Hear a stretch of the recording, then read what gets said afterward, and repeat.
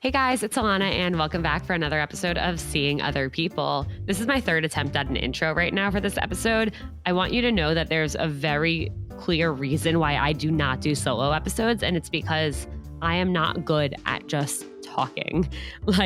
I have a lot to say, which obviously is part of the reason why I have a podcast, but I really think that I'm way better talking to people rather than just talking to the microphone and looking at this screen where I can see myself. And it's a little bit awkward and uncomfortable. So, anywho, happy Tuesday or whatever day that ends in Y that you are listening to this episode on. I am so grateful that you're here. I'm pumped that you came back to listen to another episode of Seeing Other People. If this is your first time listening, thank you. Welcome. Hi, I'm Alana. I'm usually not this weird. Actually, I am. But I really appreciate you guys being here. Don't forget to send an episode to a friend if this resonates with you and you think that it would resonate with them too, or if it doesn't resonate with you and you think that they would enjoy it or need to hear it, or if you just want to make fun of me and how bad I am at intros, send it to your whole group chat. Let them know this girl Alana sucks at podcast intros. Anywho, today I am so excited about this episode. I am bringing on Laura Benke. Laura is a TV sports reporter who is now a women's empowerment coach, and she actually had never been in a relationship until she was 35 years old. And now she works with people all over the world to help them realize that timelines usually don't unfold the way we want them to. And I know I've felt this way in my life, and I know almost all of you have too, where sometimes we feel left behind, whether it's that we're not living up to our expectations or society's expectations of where we should be at a certain age in our career, or how much money we should be making, or where we should be in terms of relationships and having a family and all of that. And it's so easy to feel left behind. It's so common, but it sucks. And it's a terrible feeling. And it's something that we don't always want to talk about because we feel embarrassed or we feel ashamed. So I'm super excited to bring Laura on. She has such amazing advice and insight into how to not feel terrible about where you're at or where you're not at, really. And for those listening, if you've never been in a relationship before, I'm so excited for you to hear this. But I'm also equally excited for those listening who, even if you have been in a relationship and your life is where you want it to be, if so, that's fucking awesome. Congratulations. But I'm pretty sure that there's at least one person in your life who feels left behind or who's never been in a relationship at whatever age they're at. And I think one of the most important things we can do as people is just remember and keep in mind that everyone else is going through something, and being sensitive to what they're experiencing and learning how to talk about it in a way that would be really helpful to them is so important. And so Laura has really great advice for how we can support our friends who are going through this and feeling left behind and aren't where they feel like they want to be. And so definitely stick around to hear that advice. We talk about that in the second half of the episode, but I'm super excited. I'm going to shut up and I'm going to bring Laura in. And we are here with Laura Benke. Laura, welcome to Seeing Other People. Hi, Alana. It's so good to be here. Thank you for having me. Thank you for being here. I'm really excited for this episode. I know I say that at the beginning of every episode, but this one feels really right now for Seeing Other People, for the community that we have here, because what you're here to talk about is about feeling left behind and not having your life unfold on the timeline that you wanted to. And I know that's something that I've felt before. I know that's something that probably everyone has felt before, but I've definitely had a lot of messages come in, DMs and emails and comments from listeners of Seeing Other People where people feel left behind and they feel like I had a picture of what my life was going to look like in my head, and it's not looking like that. And I'm 30, I'm 40, I'm out of college, and I've never been in a relationship yet. And regardless of what point you're at in your life, we're always feeling like, well, everyone else has it more together than us. So that's what you're an expert on. Yeah. And that's why I'm happy that you're here. So Yes. It's, oh my gosh, that feeling is just, it's so strong. And it is so relatable. I mean, we don't talk about it. We don't talk about feeling that way, but I know so many of us experience it. Yeah. And we don't talk about it because since we feel like our lives aren't where we want them to be, it feels like embarrassing or like we're failing or doing something wrong. And I mean, I know my friends and I have always felt this way. Even like my mom called me one day and was like, I was just watching Sex and the City and there was a line that I had to tell you about. And it just reminds me of you and your friends. And it's like, in New York, everyone wants three things. Like you want the career, you want the apartment, and you want the boyfriend. But if you have two of those things, you're in a good shape. But all you do is focus on the one thing that you don't have. Yes. It was something like that. And I was like, holy shit. Yeah. I remember that episode. Yep. Yep. You were always searching for at least one of those things, basically. And yeah, and the fact that we might have everything else all together, we always focus on that one part that we don't have. And then we tell ourselves all these stories about what not having that one thing actually means about our entire life as a whole. And it's so easy to do. And it's so not fair. It's so not fair to the life that we've actually created. Yeah, and to all the things we have accomplished and the things we're doing well at. So why don't we start with hearing your story about how you got into this field and why you do the work that you do in helping people come to terms with their timeline and the fact that their timeline is okay. Because I know you struggled with that as well, which is why you're here today. Exactly. Oh my gosh, I struggled with it so much. It's interesting. I mean, it totally makes sense as I explained to you my story, why I talk about this now. But when I really think about it, it's like, wow, I now talk about the one thing that I considered to be like my deepest, darkest secret that I would never, ever publicly tell people was my truth because I was so embarrassed by it because I was convinced I wasn't normal and that I wasn't doing things the way everyone else was. And now I'm like, let me tell you all about everything that I went through. So I spent 16 years in the TV world. I was a sports anchor and reporter and worked my way up, moved all over the United States, ended up in New York City. I was there for 7 years on air. And, it was my dream job at the time. It was exactly what I wanted to do. I loved the challenge of it. I loved telling stories. I loved sports. I loved all of that. But the big problem with TV, which I don't think this will probably come as a surprise to people, is that it is so appearance based. Not just how you physically look, but the person that you present, who you are. And I spent those 16 years trying to be this perfect version of myself to the point where all of the viewers would think, oh, she's got it all together. She's great. I should totally listen to what she's saying about the Yankees or whatever team I was talking about. And I did not. Shockingly, because do any of us have it together? I did not. Never. If somebody seems like they have it together, they don't. And if somebody says they have it all together, they're lying. Yeah. They're lying. I mean, yeah, I had a lot of great things going in my life. I was living in New York City. I was working for the #1 station in the country. I was in local news. And I had an incredible apartment. I overlooked Central Park, which I had no business doing. The dream. But I had great friends. I've always had a very supportive family. I grew up in a very loving, supportive household. I did not have much reason to complain, except I found plenty of reasons because I never had a boyfriend. And so not only was I not married when I thought I would be, not only was I not having the kids that all of my friends were having, I also lived with this reality that I was in my 30s and had never had a significant relationship. I had never called anyone my boyfriend. I'd never introduced anyone to my family. I'd never been on more than like 3 or 4 dates with anyone. And society loves to define us by our relationship status. I mean, how often do we like put people down by saying, oh, well, they could never get a boyfriend. They could never get a girlfriend. Well, they're not getting laid. I mean, all of these negative things that we try to say about people, so many are tied in to this perceived idea of whether or not they are attractive to a romantic partner. Yeah. And I was convinced there was something wrong with me because I was so envious of my friends who had broken up with people. Like I was envious of people who'd gotten a divorce. Like how messed up is that? Because I could tell myself, well, at one point they had someone who loved them. At one point they had somebody who wanted to be with them. I've never even gotten anybody to want to even get to know me enough, let alone want to be with me. So what does this say about me? And I struggled with that for so long. And it was my deepest secret. The last thing that I ever wanted, anyone who watched me on TV, who knew me as Laura, the reporter, the last thing I wanted them to know was that I had never had a relationship. And I was just terrified of what people would think of me. Some of my close friends knew, my family knew, but nobody I worked with knew. Very, very few people knew. And I did not have my first actual relationship until I was 35 and a half.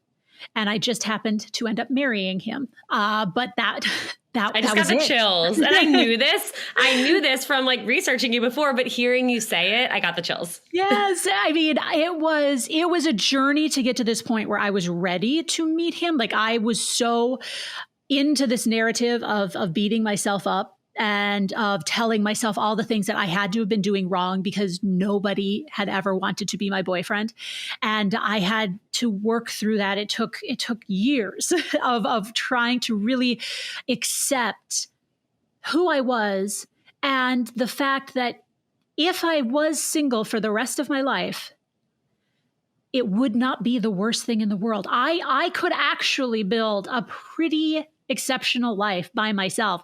And the problem up to that point was I had not been allowing myself to even think about that. I had been so focused on my future involving a husband and kids. It didn't have any other details in it. Like I had never had any clue what was going to happen after that. Right. But my future would begin with that. So when I did not have the boyfriend, even though I had so many other great things, my future was blank. So no wonder I was terrified. I was absolutely terrified of this blank void that I kept telling myself was all I had to look forward to.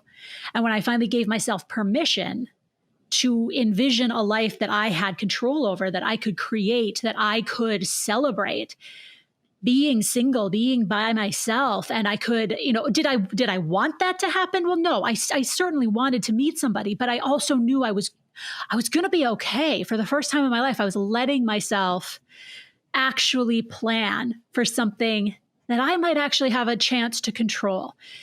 6 weeks later, after really kind of going through all of this stuff in my head, is when I met my husband. And I don't say that to be like, so if you do everything I do in 6 weeks, you will meet your partner, because that's not how it works. I got lucky. Flat out, I got lucky. And I was in a good headspace when I met him. And he was in a good headspace.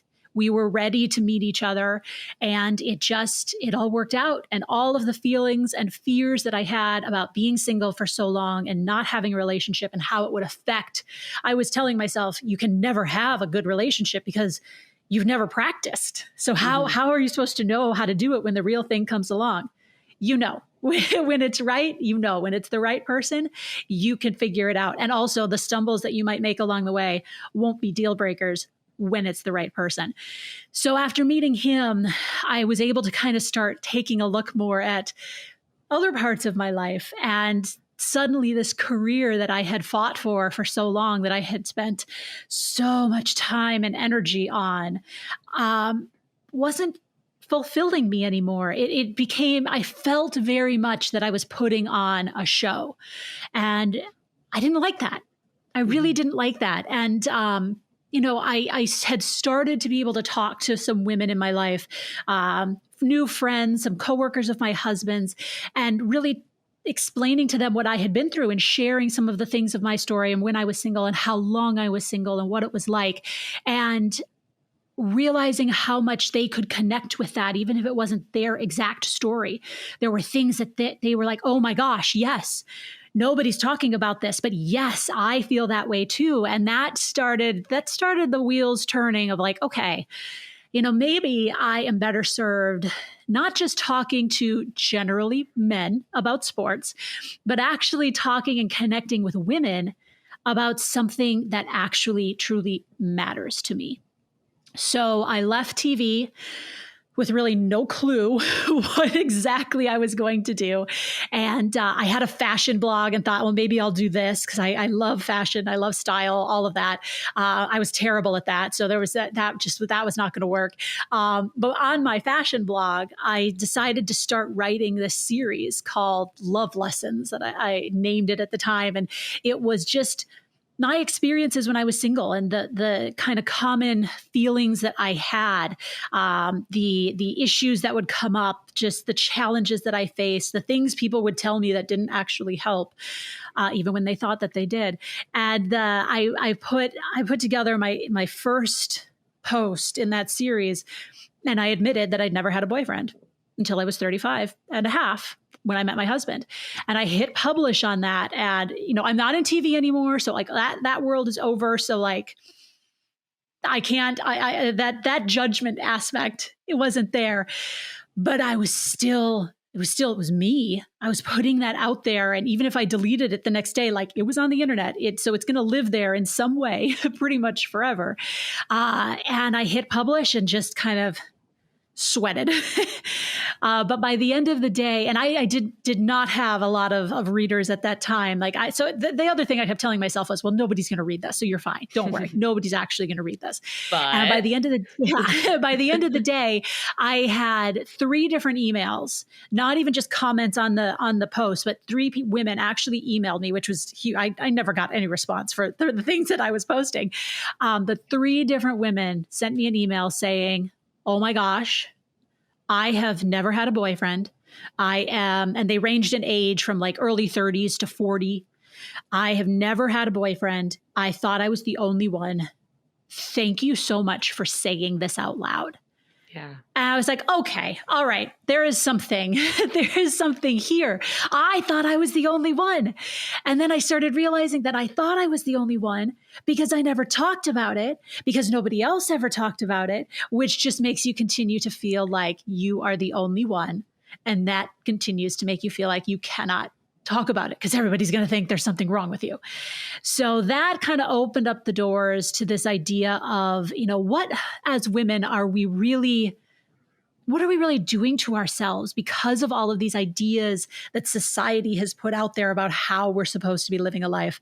How many incredibly successful, amazing, awesome women are out there feeling terrible about themselves because something hasn't happened the way they thought it would, whether it is that they're still single, whether it's that they haven't had kids, they can't have kids, they don't want to have kids, or, we also have these ideas of when we're supposed to have our career all figured out, when it's too late to try and start over, how we're supposed to do all of that. I left TV when I was 38. I launched my company at 39. And now I'm actually, after we went through an IVF journey, I'm actually pregnant now at 41 and will be a mom for the first time at 42. This is not, thank you. This is not how I drew it up at all. But this is my reality. And every woman has her own unique story and her own unique experiences that all too often we're fighting against because we don't feel like it fits into that norm that it's supposed to, when instead there is no normal. That's the bottom line. There is no normal. Because that's the thing, everybody's idea of normal and how they should be living their life, it's actually different because we're shaped by all of our experiences and all of that. So this normal that we're holding ourselves to, it doesn't exist.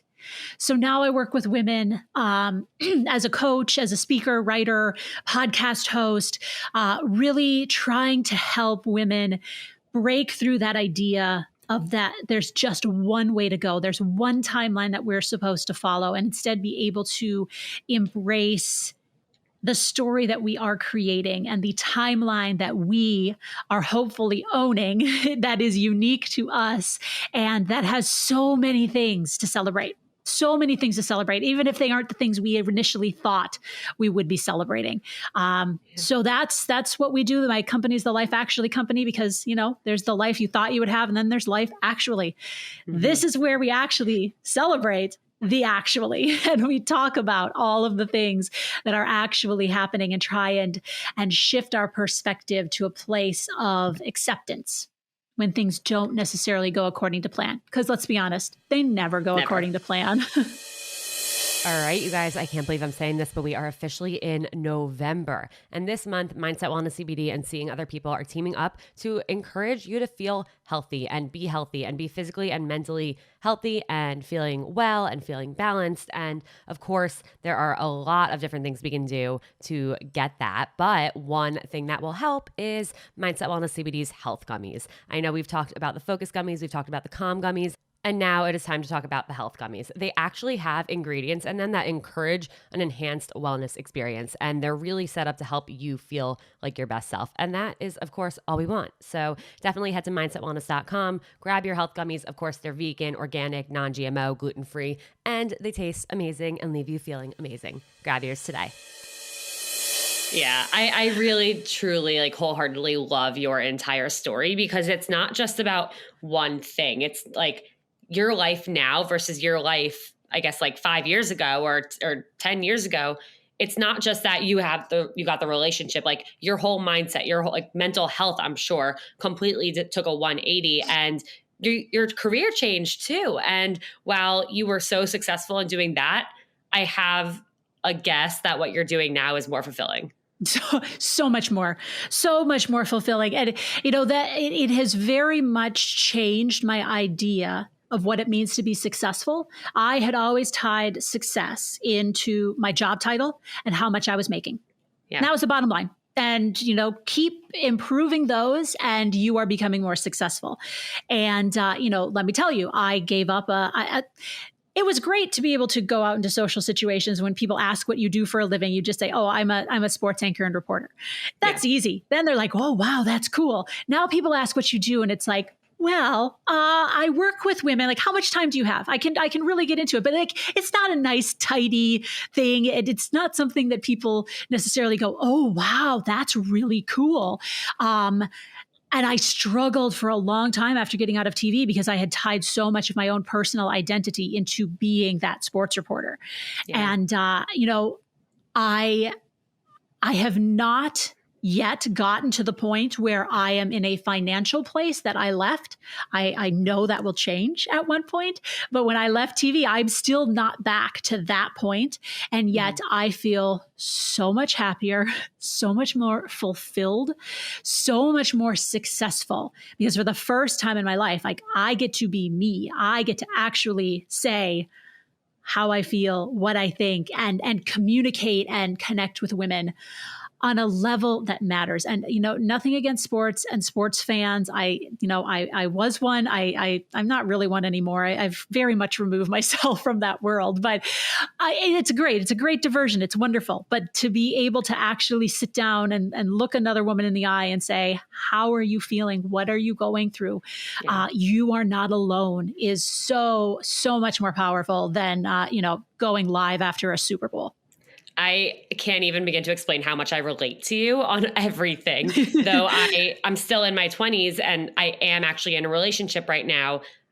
That wasn't always the case. And prior to hosting this podcast, I worked at Hinge. My job description was the face of Hinge. Okay. And I had that. That was my identity. My Instagram handle was at Alana from Hinge. That was who I was. And the thing is, I was struggling so much in dating where I'm the face of dating, of modern millennial dating, but the hardest thing in the world, the thing that was causing me the most anxiety and stress and depression, honestly, was my dating life. And the fact that I was helping other people date, but I couldn't, I didn't have the relationship I wanted, but I was making six figures by the time I was 25 years old, which was that's not fucking bad. crazy, but I wasn't happy. Yeah. And I just turned 27. I've been doing this for almost a year now. I'm also not making the same amount of money at all. I'm making a fraction of the money, but I'm so much happier. I was able to get myself into a good headspace after I was no longer working there. And because of that good headspace, similar to you, I ended up meeting somebody amazing. Mm-hmm. And I don't know, had the timing been different, had I still been working at Hinge and been super upset with my life, it wouldn't have worked out. And I'm making a fraction of what I was making before, but I'm helping people. And I'm doing a similar thing to you where it's talking about the shit that matters that people don't talk about that we all feel so alone in. Exactly. And I think it's really important too, to share that part of it. You aren't making the money that you were making before. I'm not yet making the money that I was making before. And right now for both of us, that's okay. But also there's this idea too, that if you follow your dreams, everything's going to work out and be perfect and great. And there are sacrifices that come. And, this idea of the way our life is supposed to look bleeds into so many areas of our lives. I mean, how many internet entrepreneurs are out there telling everybody that, you know, you're going to make 6 figures in 6 weeks if you take my course? Like, that's not reality. No. And so, you know, I think just being able to share so many of these actual aspects of what our life is like is so valuable and so important as we really create community. Absolutely. So I want to get into some of the more like nuances of your story. I have a bunch of questions that I think people are going to be excited to hear the answers to. My first question is, when you did finally actually meet your husband and started dating him, or even before that, when you were like going on dates with people but like the first few dates, what was it like thinking to yourself, like, eventually I'm going to have, this person's going to ask about my relationship history and I'm going to have to tell them that there is none? Yeah. What was that like? And how did you eventually communicate that? And how was that received? Yeah, well, it changed the way I approach that, because I have always been a very open book. And you could say, in some ways, I think I had some insecurity. Well, I know I had insecurities around never having had a relationship, but I used those for a while as a way to be like, I'm just going to tell you everything about me right now, get it all out of the bat, and then you're going to be okay with it, and then we can move on. And if you're not, well, then I'm going to go cry in the corner and not know what to do. But I have to tell you. So I did make, and mistake is a strong word, because, you know, we all learn from the things that we do. But there were a couple of guys that I did tell them right away, guys that I really liked, because I always, you know, I would go on one date with somebody and I'd be convinced, well, okay, This is going to be the guy, because it has to be the guy. This is the one. I'm in love. It has to be the guy, because I hardly ever go on dates. So if this isn't the guy, I don't know how long I'm going to have to wait for my next opportunity. So first of all, the pressure involved in that is just way too much. But there were a couple of guys whom I really thought I had connected with. And so I thought, like, okay, to me, sharing those elements of my story, the fact that I had not had a relationship, to me, that meant that we were getting to a very good, like, intimate level, because I wanted that so badly. So I was like, okay, I can force it by telling him all about my lack of a history. And, you know, there were a couple of guys, one in particular, who very much used it against me, though I did not realize it at the time. He decided that this was a challenge, or like, oh, well, she's never had a boyfriend before. Well, then I'm going to make sure I'm the first one, for reasons that I will never understand. I think it's an ego thing to a certain extent, but who then, you know, led me on, told me the things that they thought I wanted to hear, all so that they could, like, get me to this point where I would think I was in a relationship, even when I wasn't. And this one in particular, we were long distance. So, like, we only saw each other a couple of times, but I was convinced this was the one. Absolutely convinced. And he was saying everything he knew I wanted to say. And, you know, I was to the point where I was like, I think I'm going to move to be near this person. And we'd seen each other in person like twice. I mean, it was that was just how badly I wanted this to happen, and how great he was at saying all the things.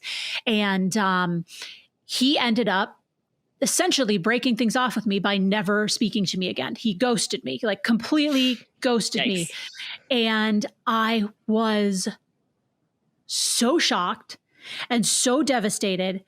And I started out being embarrassed, but then I just got angry that this person would take something so private, so personal to me as my past relationship experiences, and ended up using them as a weapon against me.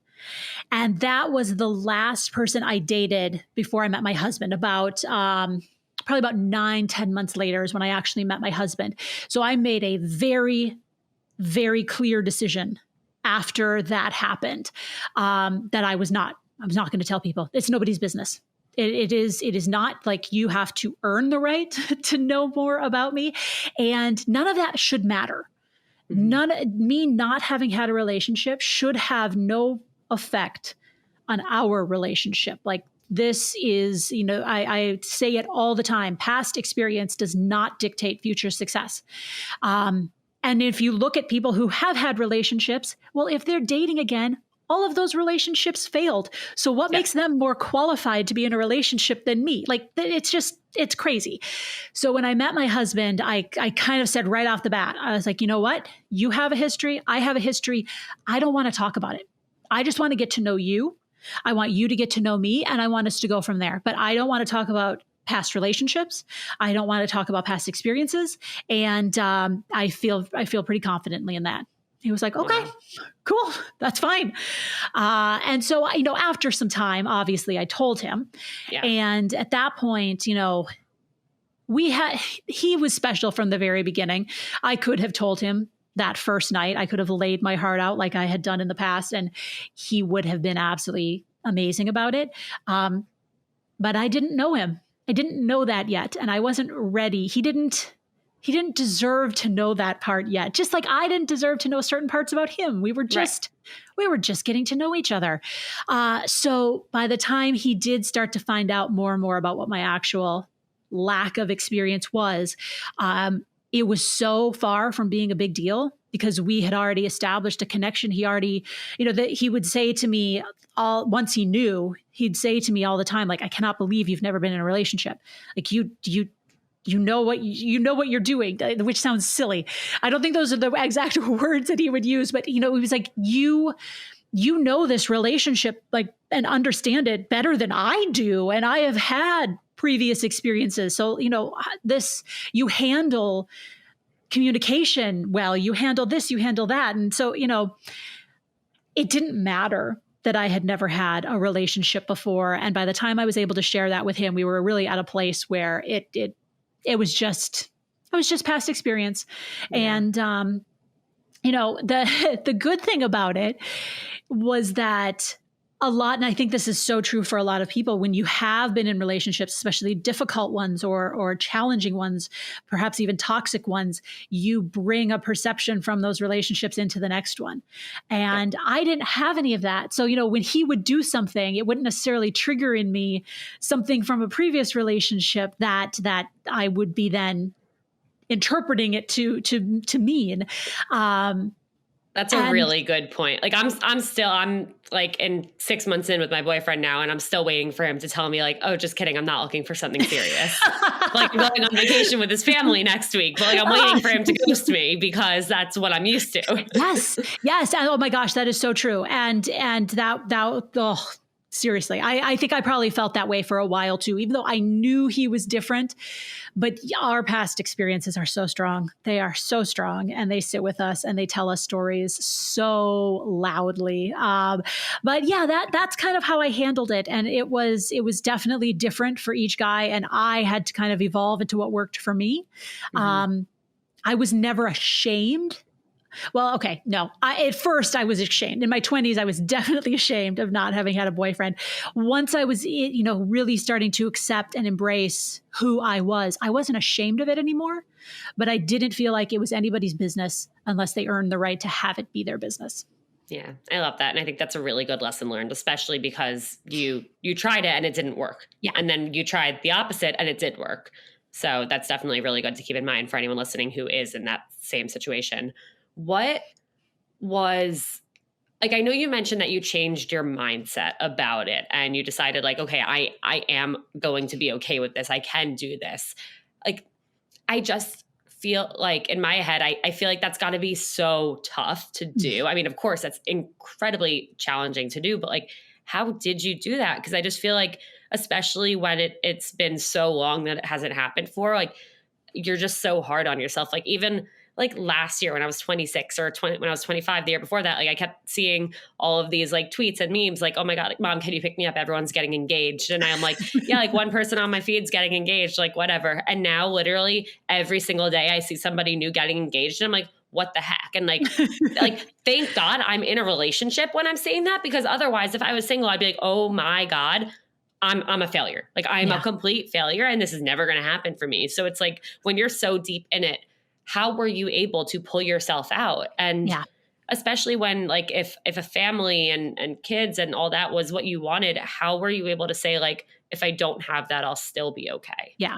I'm so glad you asked that, because the way the way I've set it up to this point, it kind of sounds like, oh, I woke up one morning and everything was okay. So if you want to feel good too, just feel okay and everything's great. I turned 35 and I spiraled. 30 did not bother me. I don't know why. 30 is tough for a lot of people. 30 was fine for me. 35 was terrifying. I think because at that point I realized every day now I am closer to 40 than I was to 30. And I am so far away from where I thought I would be, even though I had a great job and a great career and all of that. But everything else was so far behind where I thought it would be. So 35 was rough.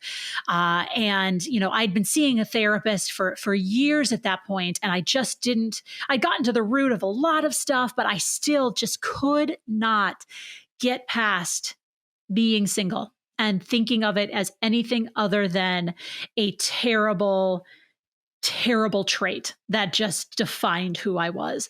And so I was living in New York City at the time, and in March, New York City gets so cold and snowy and gross. And by the time March rolls around, you are just ready to scream. So I was like, I need to get out of here. I need a vacation. And all of my friends were either in a relationship or married who weren't going to be just traveling on a girls' trip. Also, I was in TV. My schedule was absolutely insane. I needed to go during the middle of the week. Like there was no one to go with me. So I said, you know what, I'm going to go by myself. And I had traveled before by myself. I'd gone to Mexico a few years prior, which was great. It was fun. I felt proud of myself that I could do this on my own, but I also spent that entire trip thinking constantly, I'm here alone. Oh my God, I'm here alone. Like this is beautiful and I'm alone. And I just, I could not get that narrative out of my head. This time was different. And I don't know why it was different. Maybe I needed to hit that 35 spiral and really get into a tough place where I was questioning everything to then finally start digging myself out. But I planned this trip. And from the very moment that I had everything scheduled, I got so excited. I was like, I gave myself this trip. I gave myself what I really physically needed. I needed a break from New York. I needed sunshine. I needed to get away. But I also was giving myself this permission to enjoy it, to finally do something that made me happy. And so I got down to Mexico, and it still will always go down as one of my favorite trips. I have done some pretty cool things. My husband and I honeymooned in the Maldives, like unbelievable, loved it. This trip is still going to always be up there with that in my mind, because it was such a freeing experience, because I gave myself permission to be excited about it. And so all the days leading up to going, I couldn't wait. I got there and I could do whatever I wanted. I didn't have to ask somebody else where they wanted to eat that night. I didn't have to ask them, what time do you want to go to bed? What time do you want to get up in the morning? Should we go to the beach or the pool? And I know these are not difficult questions. I mean, when you're on a vacation, it's, but still, I could embrace the idea that I got to call all the shots. I got to do whatever I wanted, and it was the best. And so I came home from that trip, feeling better, but still not really sure what the future was for me. And I'd been playing around on Match for a while and just not having success and feeling really frustrated and not sure what to do with that. But my brother was living out in San Francisco at the time with his wife and their baby. And he's my younger brother. So I had always seen my brother do all of these life things before me, even though I was the big sister. So I went out to go visit them and their adorable baby. And it was a Saturday morning. We got up early. They were living for anyone who knows San Francisco, in the Marina area, which is beautiful, right down by the water. It was an absolutely gorgeous spring day and the sun was shining, and it was just one of those days. And so we had our coffee and we were walking back to their place. And as we were walking down the street, this woman was coming towards us, and she was probably in her 80s, and she was alone. I do not know this woman. I have no idea what her story is. I have no idea what she was doing out and about that day. No clue. But I saw this older woman walking towards us, and she just had this huge smile on her face. And she looked so happy and she looked so content. And she just seemed good. And so in that moment, I like created this story about her in my head. I was like, oh, she's single. She's in her 80s and she's single. And look how happy she is. Oh my gosh, she lives in the marina. She lives in a great place in San Francisco. And like, she gets to make all these choices herself. And how cool is that? And something just like switched in my brain. And what I have realized is that, you know, as I kind of mentioned earlier, I had not been giving myself any sort of a permission to have a future that did not involve a husband and kids. And so that consequently meant my future was pretty blank. And so this woman and creating her story in my head and passing her on the street, like we didn't even say hi to each other. It wasn't even like there was this huge momentous, you know, meeting. We just walked right by each other. And yet all of a sudden in my head, I was like, I could be her. Okay, so if you don't have kids, what if you moved to be close to your brother? You become the best aunt ever, because I knew he was going to have more. What if that's my kid experience? Okay, that's not that bad. It means less diapers to change. I could do that. And I love San Francisco. What if I work really hard in my career, make money so that then I get to make a choice of being able to live wherever I want. And all these doors just suddenly opened. And, you know, again, did that mean I never needed to meet somebody and I was totally cool with being single for the rest of my life? No, I still very much wanted to meet someone. But I finally understood that worst case scenario I had been telling myself, you will be alone for the rest of your life, was not something that would destroy me. That I could work with this. If I gave myself permission, I could work with this. I could create something for me that was just mine. And I would never have to get anyone's permission on any of it. I would never even have to get anybody's opinion on any of it. And that moment was so huge. And it just started the wheels turning in my head. I came back to New York City and just felt different. I was like, you know what? I'm done with Match. I'm done with trying to force something that doesn't feel good to me. Of course, a few weeks later, I was super bored at work one day. It was before a Rangers playoff game. And in TV, all you really do is hurry up and wait. You're either rushing to make a deadline or, you know, your slot on air, or you're sitting around for hours on end. And this was a sitting around for hours on end moment, waiting for the game to start.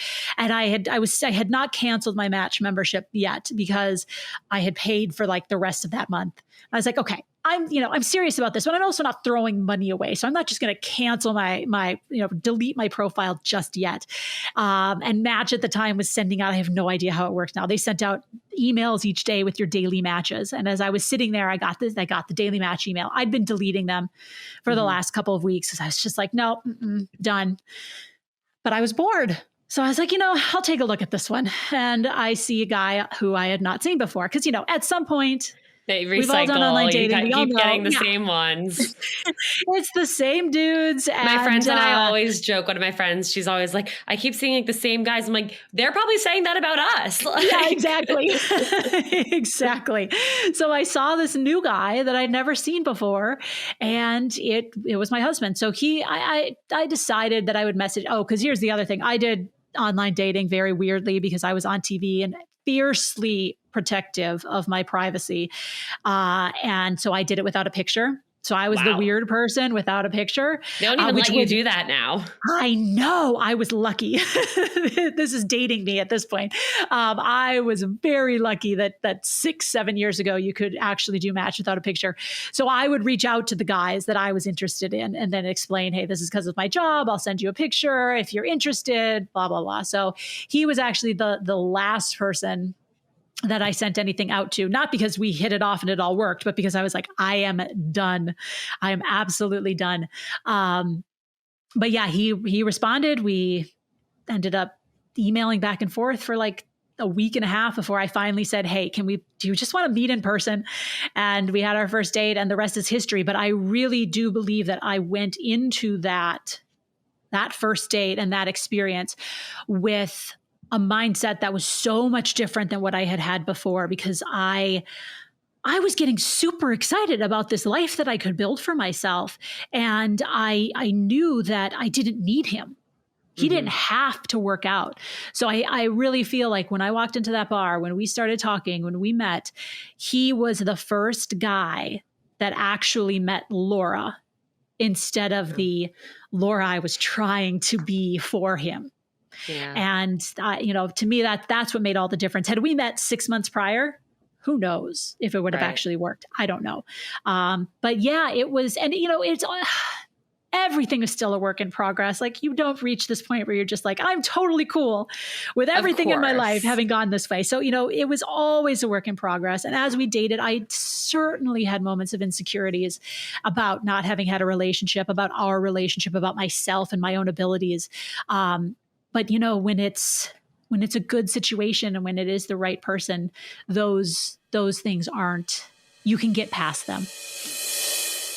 We are deep into cuffing season, and now more than ever, we want to be looking our best and feeling our best, and we want to prep for the holidays and feel like we can eat every single thing on that Thanksgiving dinner table and on that Hanukkah dinner table and that Christmas dinner table, and then squeeze into that New Year's dress. So what are we going to do? I think it's time to take some Mindset Wellness CBD health gummies. They really help you feel your best self. They have ingredients in them that encourage enhanced wellness. And of course, we want to be staying mentally and physically healthy. So the health gummies are exactly what you need right now. Head to mindsetwellness.com, grab your health gummies, code Seeing Other People at checkout for 10% off and free shipping. Back to the episode. Yeah, it's not just about you and the fact that you were never in a relationship. It's not just about him and the fact that he had been in relationships before. It's about the two of you and who you are together. Exactly. Yep. Yeah. And that's why this works. That's why this works, because of who we are when we met each other. I would say to him all the time, because I was 35 and a half when we met. We were 30. I was 38 when we got married. I used to say to him all the time, oh my gosh, why could we not have met 10 years earlier? Not only would I have not had to spend all these years feeling bad about myself, but we could have just had fun and traveled and done all this cool stuff. Now we have to think about, like, are we going to have kids? We need to make sure we have a retirement fund. Is it practical to be traveling and planning a wedding? Like, I wouldn't have cared about any of that stuff when I was like 24. Right. But he would always say to me, you know what? When I was 28, I would not have known how to treat you in the way you deserve to be treated. And I'm like, okay, I would not have known to demand it. Yeah. And it's so true. It's so true. And that's not to say that people who meet in their 20s, people who meet in high school cannot have very beautiful, wonderful, healthy relationships. Everybody is different. For us, that was the way it really needed to go. Absolutely. Now that you've gone through all of this and you've done so much work for with yourself, of course, and with other people, looking back, if you could talk to yourself when you were 25, when you were 30, when you were 33, whatever it may be, what advice would you give yourself on how to get through the day-to-day, how to handle all of your friends getting engaged, getting married, having kids, how to handle just that feeling that we keep talking about of feeling left behind? What are some things that you would want yourself to hear? Yeah. A big thing is that it's okay to feel, to be sad about the things that you don't have, that it's okay to feel the way that you are feeling. It's okay to be struggling with this. I just not only was I upset with myself for not being in this situation that I wanted to be in, I was then also beating myself up for oh, well, you should be above this. You should be happy anyway. No, I wish that I could, take her hand and just say, this is hard. What you're going through is hard. It is so hard to see all of your friends have what you want so badly and to not understand why you don't have it. That was always such a struggle for me. I needed an answer. I needed somebody to explain. If I could at least understand why it hadn't happened, then I could deal with it a little bit better, but there are no explanations. And so to be able to tell myself that it's okay to feel this way, but also that it's going to be okay. And I can't tell you how, I can't tell you when, but you are going to be okay. No matter what happens, you are strong, you are smart, you are capable, you are driven. You are going to be okay. I promise you, you are going to have, and you are already having a beautiful life. And no matter how it turns out, no matter what you think is supposed to happen, how it goes is going to be amazing. Yeah, I love that. And it really is so true. One thing that you mentioned was that there were things that people like friends and family members would say to you that wasn't helpful. Yeah. I'm definitely curious for those listening who maybe aren't in this situation that you were in, but have friends that are, because I think we all have friends who haven't been in relationships regardless of what age we're at.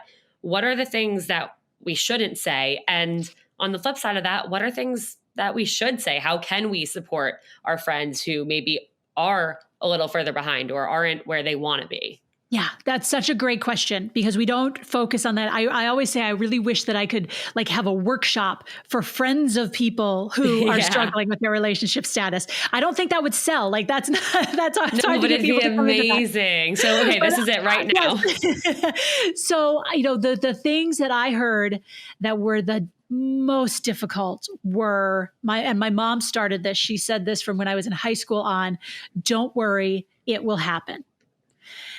And at first I was like, oh, okay, all right, that's great. As you get older, as you keep hearing it, don't worry, it will happen, became my nemesis. I hated hearing those words because it was like, oh no, don't worry.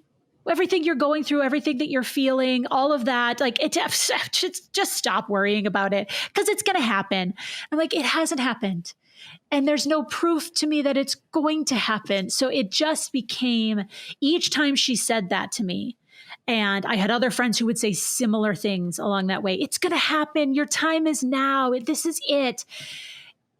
Every day that went by that it didn't happen made me feel more and more like I was doing something wrong. Like, well, everybody told me it was going to happen and it hasn't. Right. So I'm screwing this up in some way. So I'm the one who's making this impossible. And then human nature is to help people fix things. Like we really want to understand and just make everything better. So everyone who said these things to me, they meant well. They were trying to fix it.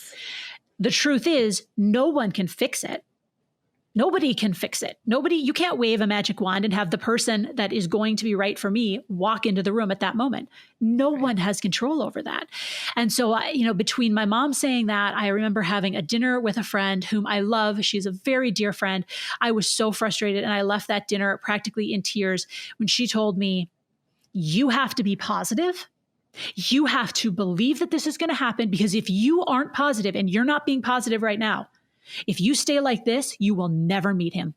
He will never come into you. Have to be positive. And I think she thought that she was helping by like giving me the advice. She's married now with a couple of kids. She met her husband in her early 20s. Like we could not relate on that level. And she just kept telling me, you just have to be positive. And so again, I left there going, oh, so I'm screwing this up. Right. I'm the one who's screwing this up. So one of the most difficult things for single people to hear, and they hear it constantly, not only from their friends and family, but they hear it from society. They hear it from self-help guides. They hear it from the whole freaking self-help world. These are all the things you're doing wrong. Let us tell you how to do them right. And so it just continues to perpetuate this idea that when you are single, you have to be fixed, that the relationship status of single has to be something you change. You can't just be single.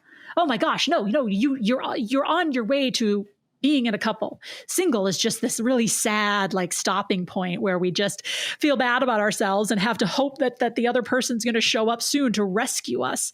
And we think we have to fix something about us in order to make it happen. What I finally had a conversation with my mom when I was probably 34-ish, maybe even 35, about the whole "don't worry, it will happen." And I don't think she remembers this conversation. I remember it vividly because it was so important to me. Because I was starting to realize like what I actually wanted people to say. And I said, "Mom, I know that you love me, and I know you are doing this and saying this because you want to encourage me and you want to help make it better. But I need you to know that you can't do that. You don't have the power to make this better. What I really actually need from you is to just say what you are going through is really hard. It is hard. It's not fair. It doesn't make any sense, but it's what you are going through. And I am so proud of you for dealing with it and getting through it the way that you are. You are handling it in the best way that you can." So all I wanted was just empathy. All I wanted was just support. I didn't want somebody to try and tell me that everything would be okay because I was going to meet somebody. I wanted people to tell me that everything was going to be okay right now, that I was okay, that this just wasn't fair, that there's no explanation for why this is happening. And let me just ask what I can do. How can I help? And most of the time, it's just to listen. Yeah. It's just to listen. And when your friends do start telling you about how they're feeling about being single, start telling you about their struggles and what they're going through, just knowing your job isn't to fix it because you can't. Your job is just to be there for your friend whom you love and to just give them a hug, maybe hold their hand, just tell them you are doing the best that you can. And this is tough and it makes no sense. And I'm really sorry that you're struggling. And that's it. You don't have to say, "Oh, well, but is your profile up to date? Are you doing this? Are you doing that?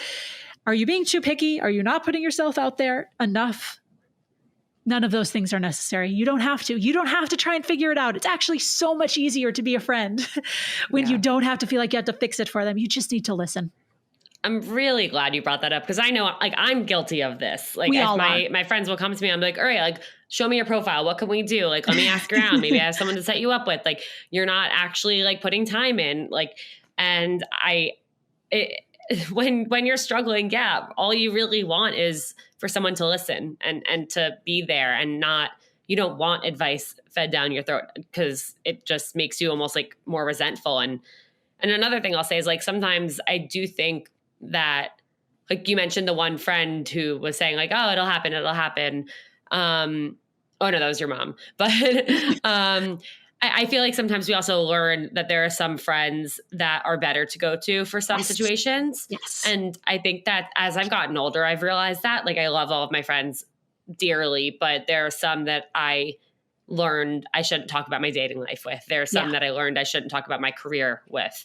And I think that's really important. Like all of your friends aren't going to be for all like your person for every single thing. So definitely pick and choose who actually does provide you comfort when you need it versus who is going to try and shove advice and positivity down your throat when you don't want it. Yeah, exactly. And that it's okay. It's okay to have certain people that you go to for certain things. And it's okay to distance yourself from people who aren't supporting you in the way you need at certain times. I did not go to a whole ton of bridal showers because I wasn't feeling good about it. It didn't make me feel good to be in that situation. And so it is okay to remove yourself from a situation like that if it's not serving you. It's okay to have friendships that serve you in different ways at different times. Yeah. Did not going to those bridal showers impact any of your friendships? You know what? I always had the excuse of my job. So I very rarely could actually go to them anyway. What I have found out more so would be later as I was going through infertility and IVF, and I just couldn't deal with baby showers, or I couldn't deal with friends having babies. And what I have found with that is if they were really my good friends, if they really understood, and they really cared about me, they knew I just needed my time. Yeah. They knew it would work out, that we would find our way back to each other when I was ready. And they knew that, but that is I think that also I can chalk up to being a bit about age as well, that, we have all, I'm in my late 30s at the time, early 40s. when I was in my 20s, I certainly don't know if I could have been able to see, like, if I was the one getting married and my friend wasn't coming, if I could have understood why. Yeah. So definitely it's tough, but just from whatever side you're on, I think we can all in this world do a little bit better by trying to think about situations from other people's points of view more often, trying to understand that, somebody not coming to the bridal shower isn't necessarily because of how they feel about you. It might be because of how they feel about themselves in that moment. And they need that. They need that space. But it's tricky. It's a tricky balance. Life's tricky. Isn't it? Laura, I wish I could talk to you for like 5 more hours about this, but I can't do that. So where can people find you? Where can people find your podcasts, read some of your work, and just really get more? Because I want to. I need to. Yes. This is great. Well, you can find me on Instagram. I'm definitely most active on social media there. It's at Laura B. Behnke. The last name is Behnke. And my website is laurabehnke.com. You can find all sorts of information there about my coaching, about just different work that I do, how to work together potentially. And my podcast is called the Life Actually Podcast. And you can find that wherever you find podcasts. It's once a week we have a new episode, and it's basically just a woman sharing her story, because the more we can share our stories and our own individual unique experiences, the more we can normalize the idea that there is no normal. So that's where you can find me. Absolutely. And I will link all of that in the show notes and on Instagram stories about the episode. Thank you to everyone who tuned in to listen. Laura, thank you so, so much. It has been an absolute pleasure. I'm genuinely sad that this episode's over. I'm actually upset. But thank you, Alana. This has been wonderful. It's so nice to chat with you. You too. All right, everyone, make sure to leave a 5-star rating and review. Follow Seeing Other People everywhere you use social media, and tune in next time.